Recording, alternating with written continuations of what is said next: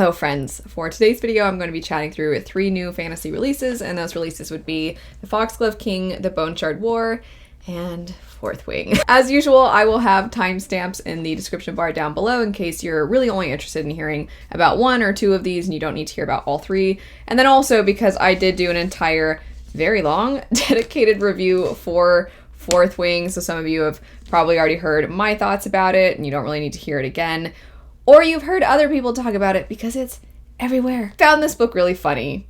It's not a comedy. It is a action, fantasy, romance, new adult story. But I thought it was hilarious, and we'll get into that. However, I just have to say that I see every single day reviews pop up for this book. I see every single day people gushing about it. If it's not on YouTube, it's on Instagram. And with YouTube, obviously, you don't have to click on videos. On Instagram, you don't have to stay for the posts. You also don't have to read the captions. But whenever I check my Instagram, because I follow a lot of bookish accounts, either the bookish accounts I follow are talking about this book, or it gets suggested to me, and it's like every single day people are like, 1 trillion stars, this is the best book ever. I've never called a book amazing before, but this one truly is amazing. And I'm like, what is going on? And that was basically the title of my review for that book, is what is going on with this book, because it's everywhere. And I think the last time I checked, it has over 50,000 ratings already, and it's still at a 4.7. And I know for those of you that are like, I don't even know about this book, what's it about? I'll get to what it's about in just a second, but I'm still blown away by the hype. I gotta hats off, I gotta credit where credit's due. The marketing team for this, they earned their money, and they probably deserve more. But anyway, all that to say, Fourth Wing, as I said, is a new adult action fantasy romance. You follow a main character named Violet, or Vi, she goes by that as a nickname, who is forced into going into this war college by her general mother. Her mother cannot accept that Vi is really only suited for becoming a scribe, because that is what she has trained for the last several years. That doesn't sit well with her. She needs her children to be in the military, and so she forces Vi into this elite war college where she is supposed to go through really intense, various different trials, you could say. And even if she manages to get through those trials, that doesn't secure her safety or a place in the military, because then you have to try and bond a dragon. And the dragons are bonding to people less often every year. And so it's very cutthroat. A lot of the other people at this war college will try to take you out when they can to increase their chances of bonding to a dragon. This is not necessarily discouraged, because the dragons have their own code of conduct and they are ruthless at times themselves. And so ruthlessness is valued. And so this war college is not just dangerous because of the trials, but the other students there. And if the dragons just don't like your vibe, they can just set you ablaze. So it's the highest of high stakes. And some of my frustrations with the book came from the fact that, okay, fine, there are really intense high stakes, especially with the dragons. I can accept that the dragons are very different from the humans, but what frustrated me about the story were that some of the stakes felt incredibly forced, and it took away from the times where the stakes actually could have been really heavy and very realistic. And so it's one of those stories that I think if you're going to go into it, you just have to really suspend disbelief and not really poke through certain plot points. This book's hype is like a phenomenon, so I kind of am having fun observing everything, even though also, like I said, every single day I'm like, why? I want to hear about other books. I want to discover other books. I don't need to keep hearing about this book. So even though I feel that way, it is still very interesting to me. I also think if you are wanting a romance in your story, this will give you that. There are some spicier scenes in the story. It certainly has the girl who's the underdog, and then the other character who is kind of the bad boy character. And at first it seems like he hates her, but then does he really? And there's all this tension. And it's just, I found it to be pure entertainment. It is certainly not a book that I would go into if I'm wanting to be moved, if I want something very poignant and something that makes me reflect or be introspective and kind of challenge my worldview, or it doesn't do that. It's one of those books that you're like, I don't want to do any of that. I don't even want to think about my life. I don't want to think about the world and the state of anything. I just want to have an escape. And I think that this does a good job of that. I'll also add that the main character has a physical disability, and so there is an additional element to the underdog side of her character, you could say. So I did like the disability rep within the story. The pacing is also pretty solid. I definitely think there's always something moving it along, even though, like I said, some of what moves it along are the intense stakes, and sometimes those stakes are silly, to put it nicely. But anyway, Fourth Wing. I'm sure most of you have heard about it. If you have not heard about it at all, I would be fascinated. So let me know if you've not heard about Fourth Wing yet. If you've read it, feel free to let me know your thoughts. And the very, very long review that I did for it it was a lot of fun. After that, we have The Foxglove King. This is the same author who wrote For the Wolf, so this is her, I believe, third novel, because there was a sequel to For the Wolf called For the Throne. This is separate from those. It's a different story completely. And this is one of those books where I think it wasn't really the characters that drew me to it, or I should say it wasn't what kept me going with it, and it wasn't even necessarily the plot. It was the world. I found the world and the magic to be really interesting. If you're somebody who kind of likes more of that gothic death vibe to your stories, then this is probably going to be one that you would really enjoy. The world just feels kind of edgy, and it didn't feel like it was trying to be. It just felt like what we want from gothic vibes. This book did, I thought, very well. So the prose, specifically, I would say the magic, it has to do with death magic. It's called mortem.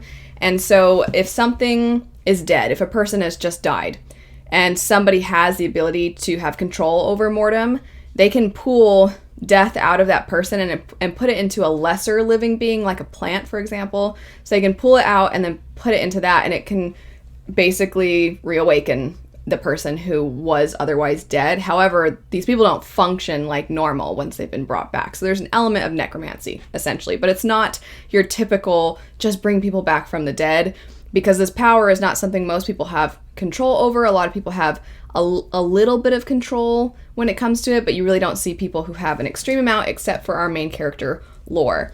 And how she has this power is a mystery that you are uncovering as you're reading through the story. But also, because she has this power, she should be arrested. She shouldn't really be allowed to have this because it can be very dangerous. But the king decides to essentially bribe her, force her into being a spy for him. And the person he wants her to spy on is actually his own son, because he thinks that his son is potentially betraying their country. And so he wants her to tag along. And the way that he has her get into his court in a little bit more of an organic fashion, because it obviously wouldn't make any sense for some random person to pop up into the court, he has her accompanied by somebody who was formerly a duke but has since turned into a monk. But they're forcing him to disregard being a monk, and they're forcing him back into the position of duke. And they are pretending to be cousins. And this individual, his name is Gabriel, he actually knew Bastian, the prince, when they were young. But Gabriel himself also has a very dark past. And I found him to be the most interesting of the characters. Him and Bastian are polar opposites. So where the monk, Gabriel, is very serious, somewhat stoic, and very set and by the rules, Bastian is the complete opposite. He seems very flippant. He reminded me quite a bit, actually, of Nikolai from the Grisha trilogy. And so you have these two that are drastically different personalities, and then Lore is kind of right in the middle of those two. And the three of them end up somewhat bonding and working together to, it's essentially like an espionage sort of setup where she's spying for the king, but also maybe she's spying on the king himself also. And it's really interesting to see the way that she navigates all of that while trying to puzzle out the mystery that is going on with some deaths that are occurring that shouldn't be occurring, and it seems very tied to mortem, the death magic. So it seems a little convoluted. As I'm describing it, I feel like it seems like there's a ton going on, and maybe it seems like there's too much going on. But I liked the plot, and like I said before, the main focus for me and the thing that really intrigued me was the magic. And some of how the magic exists has to do with there being dead gods that are buried beneath the city. And in their particular city, it was a goddess of death. That's where the magic kind of seeps out from the catacombs. And then every now and then we'll get into the city, which can cause a lot of problems. So a lot of those world building details I found really interesting. I liked the way that there was this juxtaposition between royalty and the idea that the royalty is divinely placed, but then also the church, and the fact that the church is somewhat more tied to the goddess and the catacombs, and so there's this death element and then this life, sunlight element, and sometimes they go together and they're hand in hand, sometimes they butt heads. So I really liked a lot of the world. I do think that the characters themselves, Bastian annoyed me from time to time, and I found Gabriel, he was the one that had the best, I think, backstory. I think he was the most fleshed out. I think his personality, I understood his grudges, I understood his motivations and his reservations a lot of times. However, some of his actions, some of his behavior was quite repetitive. He would get very jealous and he would be very defensive oftentimes.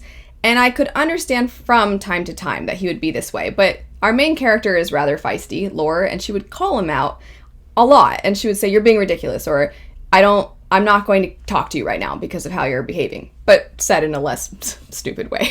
But she would challenge him. And there were times where he would have growth and he would recognize, I know I'm being unfair. I know how I'm behaving is immature. And I'm like, okay, good. There's character growth. And then he would revert right back. And a part of me is like, I guess that's kind of realistic, because sometimes people can pinpoint in themselves where maybe they need to work on themselves, but just because you're aware of it doesn't mean that it instantly is fixed. But it was so frustrating sometimes. I'm like, come on, just stop it. Stop behaving like that. I am definitely going to keep going because I did really enjoy the world, and where it leaves off, I think it's a really interesting place to leave off.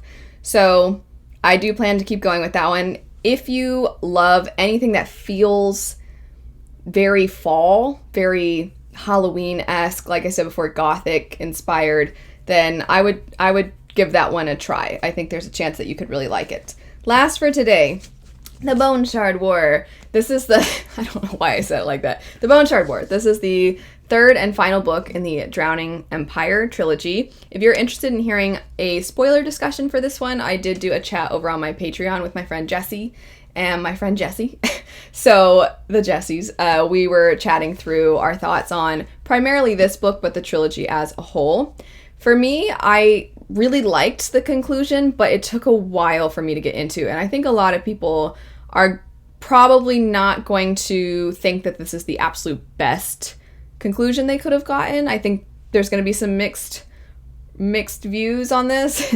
And even my experience was mixed. It started out feeling as though I couldn't really care about what was going on as much as I would have liked. It felt like I was trying to get my footing for a long time, and I was feeling rather disappointed because I've loved these characters, I've loved this world, I've loved the magic, and I was frustrated that I wasn't finding myself immediately gripped and immediately pulled in and immediately caring about them. I felt almost a distance, and that's due to the fact that there is a time skip between book 2 and book 3, and it was an interesting decision because where book 2 leaves off, I of course can't give away spoilers because if you haven't read book 1, you don't want to know specifics, but where book 2 leaves off, it very much seems like it's almost like ultimate cliffhanger where there's something, a kind of, oh my gosh, no, sort of a situation. And so you expect to start right there, and then it's like 2 years later. And it doesn't tell you 2 years later, you have to gather it from the conversations that are occurring, and you're like, wait a second, what the heck is going on?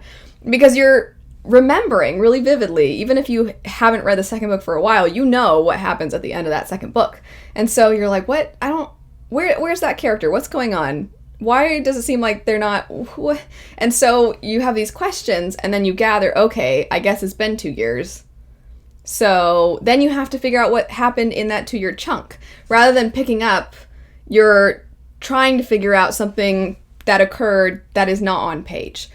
And I wasn't really sure how I felt about that for a while, but there is a passage later in the book that talks about what transpired, and it was quite traumatic. And it was that made me decide I did like the time skip, because it would have been repetitive traumatic scene after traumatic scene with a certain character had we not skipped over those 2 years. And now we're looking at the healing that is occurring, and I would much rather focus on that character and their healing and where they are now and them coming back into themselves. I would much rather focus on that than to see something horrible and violent happening over and over again. That doesn't change the fact that I think the pacing could have been a little bit better from book 2 to book 3. I think we could have structured it a little bit differently. I don't know the story inside and out the way that the author does or the way her editor does or anything like that. So I can't say how exactly those pieces could have been done, but I do think there was a way that we could have remedied this a little bit. And I think there are going to be some people that don't feel the way I feel about that element, the traumatic element. I don't think they're going to feel the way I do, and so I think they're just going to see the time skip as a negative. But maybe other people will see it as a positive. Maybe they'll really like the fact that they feel slightly disoriented and they have to figure out what the heck happened, and they'll like that the characters are not in the places that we expected. I think a lot of people actually do appreciate the unexpected. So this story has, throughout the trilogy, been very unexpected, and it's constantly pushing on what you're accustomed to, which I really like. Now, the third book, though, as a final book, once I got used to that time skip and once I felt a little bit more settled, there is a plot line that I was like, oh, what are we doing? I don't care about this plot line as much. But once all the pieces started to come together, the last chunk of the book, for me, made it all worth it. I liked the ending. It was definitely one of those bittersweet endings where there are consequences to the events that have occurred throughout the rest of the trilogy. There are sacrifices that had to be made, but there are good things about the ending and there are bad things about the ending. So it felt like there were consequences. It felt like we had to earn that ending, which I really liked. I liked where we left off with all the characters. I still like all of the characters. So as a whole, really enjoyed this trilogy. All that to say, I would love to know your thoughts on all of these books. If you have not picked up The Bone Shard Daughter, the first book in this series, even though I have some mixed feelings about this third book, and as the series in its entirety, I would still definitely highly recommend checking it out. But I would love to know, for anyone else that wants to mention their thoughts, feel free to say spoilers and then enter a bunch of times in case you do want to chat specifics about this third book. And then if you've read either of these two, let me know your thoughts. Are you as flabbergasted by what's going on with Fourth Wing as I am? Are you like, no, nobody cares, whatever? Anyway, let me know your thoughts. I hope you all have a lovely rest of your day, and I'll see you later. Bye.